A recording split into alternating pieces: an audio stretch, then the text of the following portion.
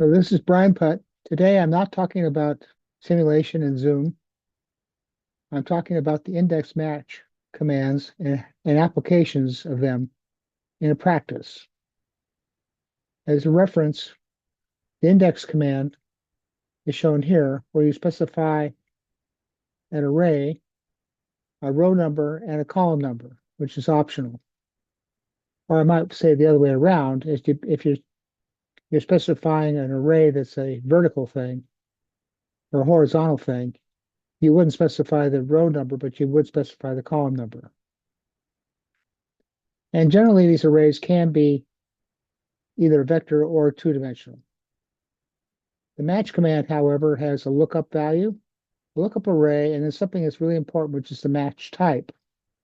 And so for the match type, generally, you want to use a 0, even though the default is 1. So for applications, we're going to talk about transposing data, phasing capital in a project, or tornado diagrams, setting up a database, concatenation with match. Those are the things we'll talk about here in this video. So let's flip over to the model. We'll start with the transposing equations. Here's a vector. It happens to be horizontal, and I'd like to make it vertical. So I'm going to have numbers from 1 to 5, and then I'm going to make an index command here. It's going to say, take the first element of this array and put it in that cell. And then I'm going to copy that down such that here it says take the second element in this array and put it here, third and fourth. I can then, over here, I'll have the index command, the index command of this last one, which is really intended to be a sum command.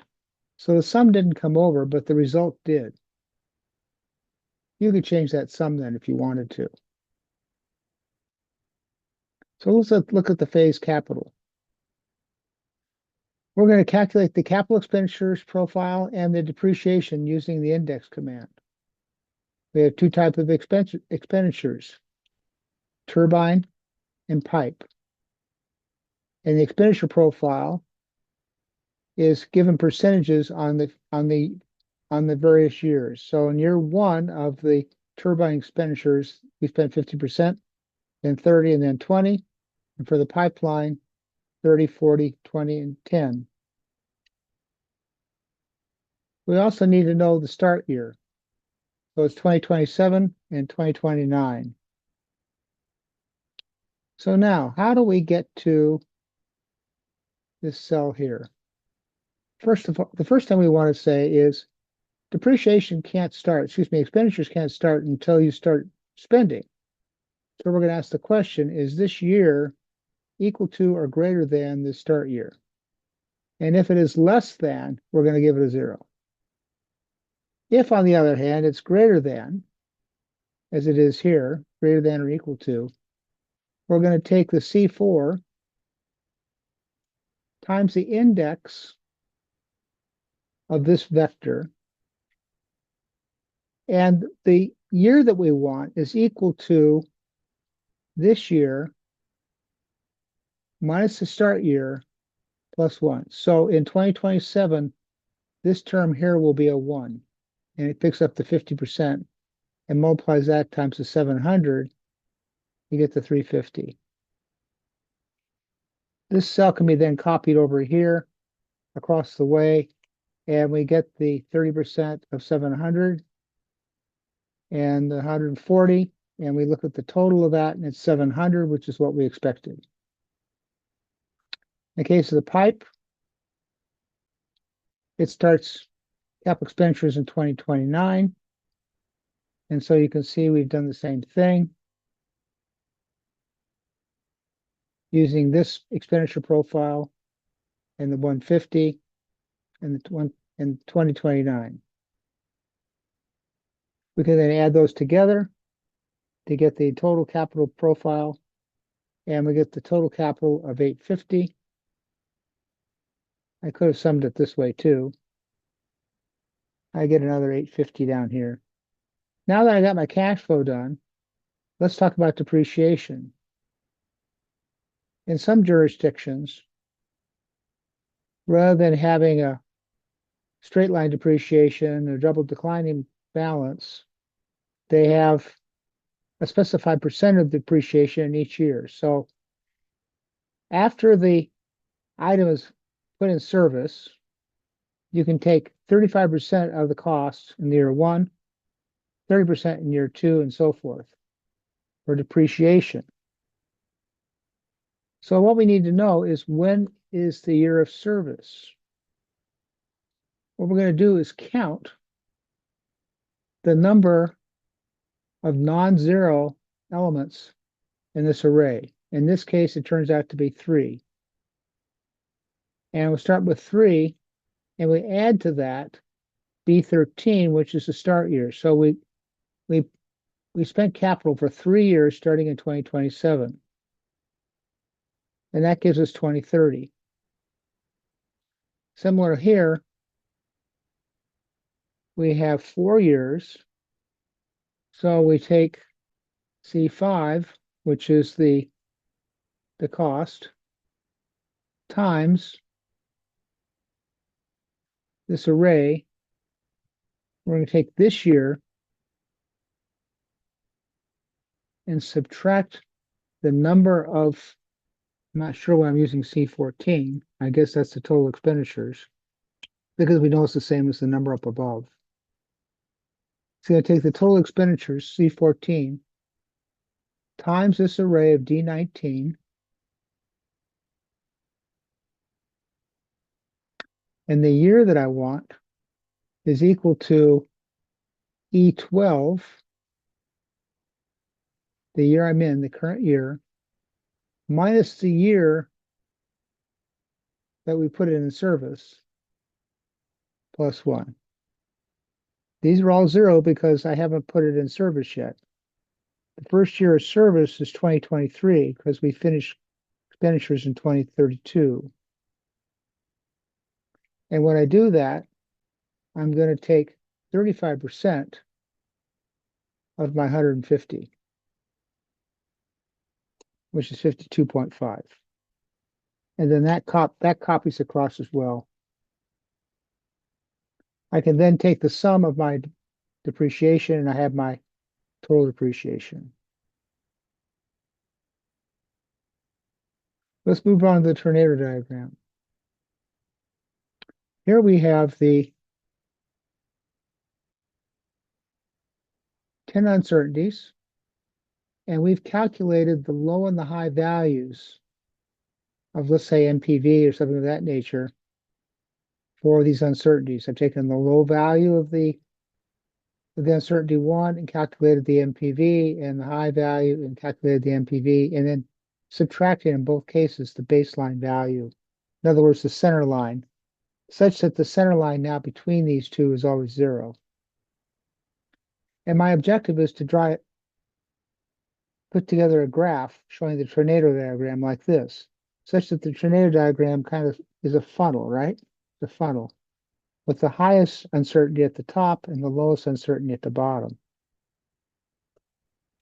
I'm going to calculate this differential, which is affecting the order of these.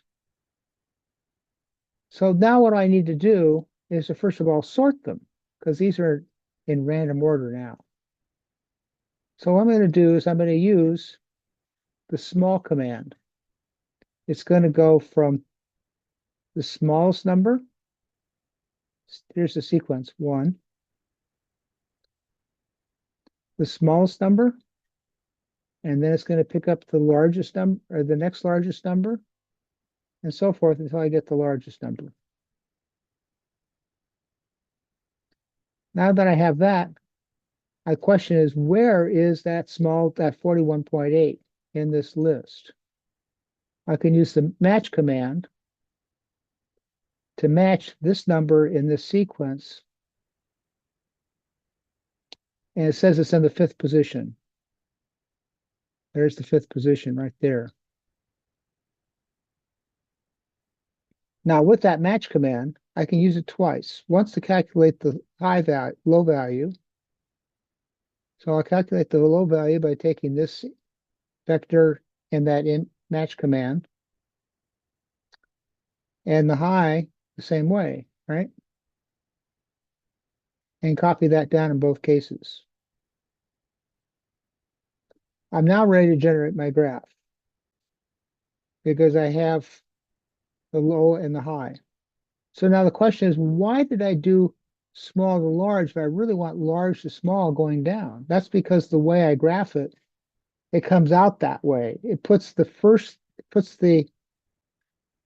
thing I do at the bottom and then builds up on the graph.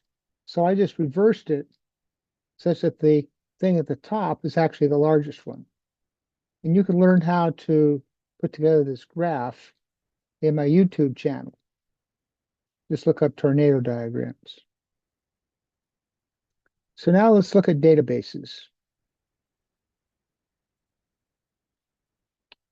There's a database that consists of some scout data for a camporee. And there are 41 patrols. And there are 15, I believe, events, 15 events. Some of these events are measured by time, and others are measured by a technology or a accounting process. For example, tomahawk throws, it depends on how many times the tomahawk sticks in the target, or it hits the target, or hits the target, stays there for a moment, and then falls off. That's not material to the discussion we're having right now. So I've got all these scores, and these scores, I want to make two reports. One report shows all of the tech events, and another report that shows all the time events. So here's how I'm going to do that. I'm going to take all the tech titles, these are all the tech events, and I'm going to calculate over here the match of the rope. And you'll notice it says database 3 to 3. What that means is it's going to look at database and look at this whole row. And so we find that rope is on the 8th column, right? 8th column? Yeah, 8th column. So if I come over here to here, you can see it says it's in row 8, column 8. And these are the other rows, columns of these events. Then over here, I'm asking it what row is ask your SPL. Ah, I forgot to say, I wanted these patrols in alphabetical order. So all I did was to take the database over here, these 3 columns, copy them as values, and then sort them. And then I could put them over here. All right. So then I calculate what row ask your SPL is in, and it says 16. So if I go down to 16, row 16, it says ask your SPL. Now, there's a little issue here. You'll notice that I have 2 patrol A's, and the 2 patrol A's came up with the same row. The problem is I didn't differentiate it by the troop. So this is how we can use combined concatenated variables to get the right answer. So let's do it this way instead. Rather than just matching D4, let's concatenate that with the troop, okay? Now the database is D, and I need to concatenate that with the troop as well, over here on database. So here's the troop, okay? So I'm concatenating the patrol name and the troop. It could be the other way around too. This has to be the same order, obviously. And it says a 0 because it wants to be an exact match. So we're going to copy that down. And let's copy it down just to the first 19. Then let's copy it down one more. Now we expect this one to change. It changed to 27. Let's go over to 27. Row 27 is right here, and it's Troop 2220, Patrol A. That's what we wanted. Now, the nice thing about that, and once I've got the row and the column, I can use those to do an index on the whole database worksheet. So I'm taking the whole sheet here, and I'm picking off the row of 16 and the column of 8 to get my 8.23. So ASCII SPL for rope is 8.23. Let's go look at that. ASCII SPL, where's my ask? In rope is 8.23. That's what I wanted. I can then take that, I can copy it over, and I can copy it down, and it's all good.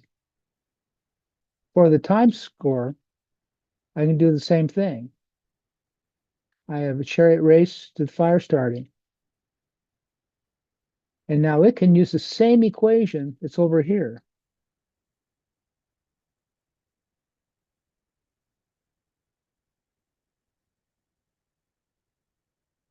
Paste. And now I've got it. Why would you want to do it this way rather than just hiding columns? Because your data is going to update. You're going to have more information. And you're going to want to generate these reports again. So this is automatic report generating for you. You can just print them. If you did it the other way, you'd hide it initially, print it, unhide it, and then later on you'd have to go hide it again, print it, unhide it. This way it's done automatically for you, and someone who's a little bit naive could easily come in here and print these reports for you. So if you want to learn more, go to my YouTube channel, Brian Putt, that covers using SysMath tools for Monte Carlo, evaluation, cost and schedule risk analysis, portfolio analysis, value of information. And then there's some mind testers here that are kind of fun little problems to kind of stimulate your mind and think about value of information. So I hope you've enjoyed this and learned something from this video. Thank you for watching.